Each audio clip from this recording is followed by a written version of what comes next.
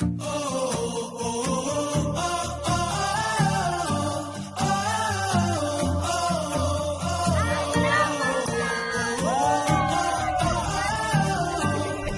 Beach is popular among locals and visitors alike because of its crystal clear water and pretty impressive beach. Located in the town of Esperanza, Tacurok is only minutes away from the local high school. And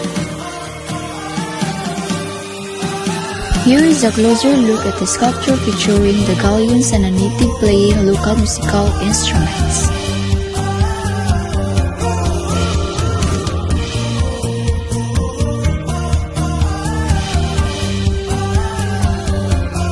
Like a very own Mactan, Mactan is a crowd favorite, especially on weekends.